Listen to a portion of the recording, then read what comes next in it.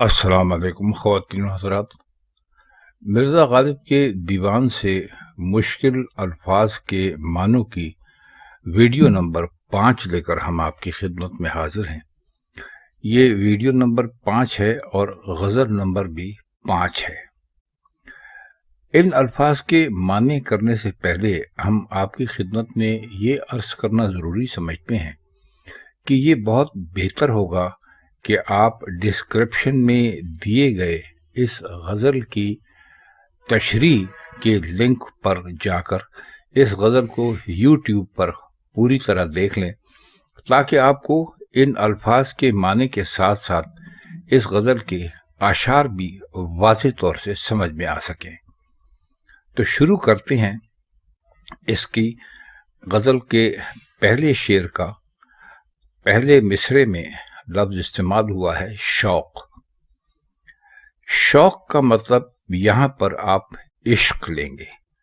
شوق ویسے آپ جانتے ہیں کسے کہتے ہیں، لیکن یہاں پر جو مرزا غالب نے شوق کا لفظ استعمال کیا ہے وہ عشق، پیار یا محبت کے لیے استعمال کیا ہے۔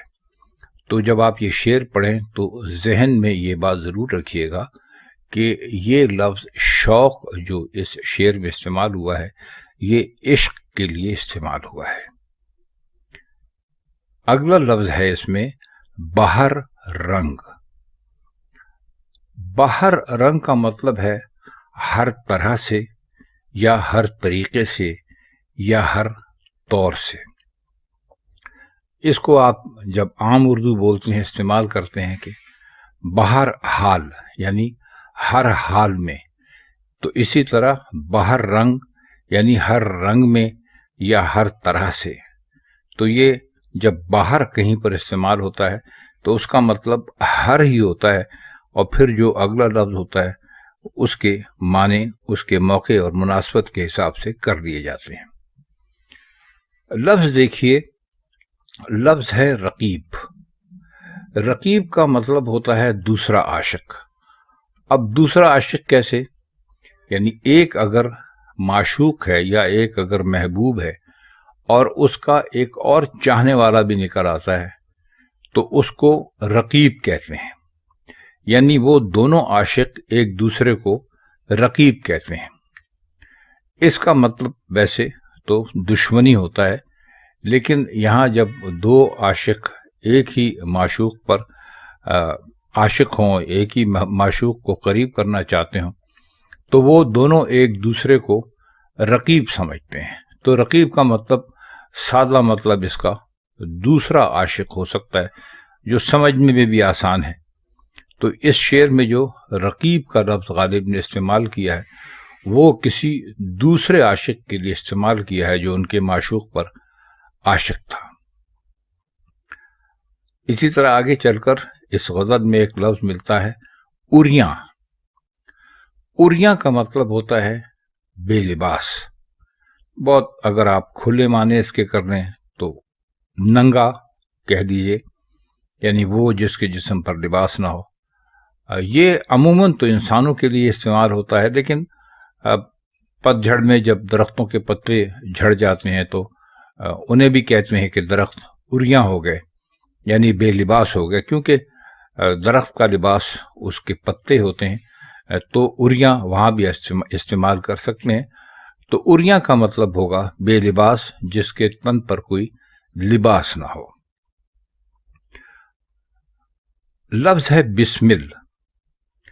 بسمل کے ویسے تو معنی ہوتے ہیں تڑپنے والا یا تڑپنے والی، لیکن یہاں عاشق کے لیے استعمال کیا ہے، کیونکہ عاشق کو کسی پر قرار نہیں آتا، کسی پر چین نہیں آتا۔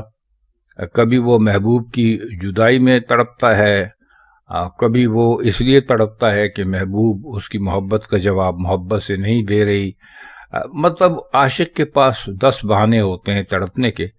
تو انہوں نے یہاں جو بسمل کا لفظ استعمال کیا ہے وہ عاشق کے لیے ہی استعمال کیا ہے۔ تو جب آپ یہ شعر پڑھیں اور یہ لفظ آپ کے سامنے آئے تو آپ اسے کسی اور معنوں میں نہ لے جائیں، اسے آپ عاشق ہی سمجھیں اور اسی طرح اس کے معنی سمجھنے کی کوشش کریں۔